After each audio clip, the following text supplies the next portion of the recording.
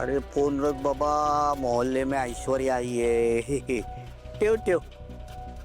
झालं पोट भरलं. काही लाखांचं चीट करून भरलं पोट तुझं.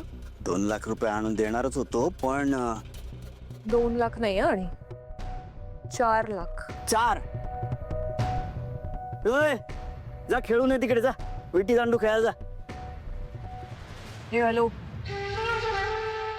बदाम खात जा, 2 ठरले होते 2. तेव्हा तू एकच चेक टाकणार होतास, तू बदाम खा.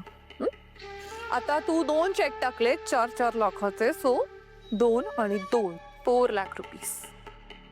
सरळ माझे पैसे द्यायचे, कळलं? नाही, मला तुला कळावं म्हणूनच केलं मी. तुला हेच कळलं नाही. काय करणार, पण तुम्हाला काय पैशाची गरज हो ऐश्वर्या मेंदळे?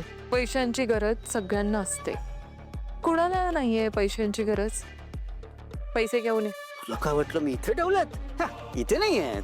मग जिथे ठेवले तिथे घेऊन चल. अरे तिकडे कुठे घेऊन जाणार तुला? माझ्यावर विश्वास नाही का? नाहीये माझा तुझ्यावर विश्वास. माझे पैसे ठेवायचे समोर, नाहीतर मी काय करू शकते हे तुला चांगलंच माहिती.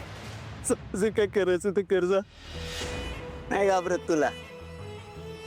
अरे काय माणसं पाळली तिकडे बघू. ज्या माणसाला माझ्यावर पाय ठेवायला तू सांगितलं होतंस ना, तेव्हा असा कुदवला. एक मौलिक सल्ला देतो, नको लागूस माझ्या नात्याला. मी पूर्वीचा राजकुमार नाही राहिलोय. पण मी पूर्वीचीच आहे. आणि तुला माहितीये मी काय करू शकते ते. त्यामुळे गपचूप माझे पैसे द्यायचे, कळलं? तू मला माझा हिस्सा दे, मी तुझ्या वाटेतून बाजूला होतो. आणि तसंही आता माझं स्वप्न पूर्ण होणार आहे. मला आयुष्यात जे हवंय ते सगळं मिळणार आहे मला. आणि त्यासाठी मला एक माणूस लागेल जो तू असू शकतोस. इनफॅक्ट कंपनीमधली तुझी पोझिशन मी तुला परत मिळवून देऊ शकते. कसं काय घडणार आहे ते? कसं काय घडेल ते मी सांगेन तुला, पण आधी माझे पैसे दे आणि मला इथून जाऊ दे. कसं आहे ना, जे 2 लाख ठरले होते ना ते मी तुला देणार. मी माझा शब्द पाळणार.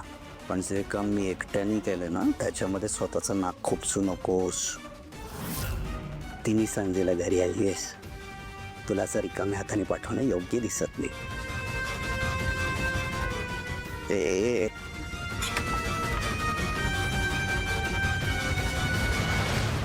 हे घे. नाही ना कोणी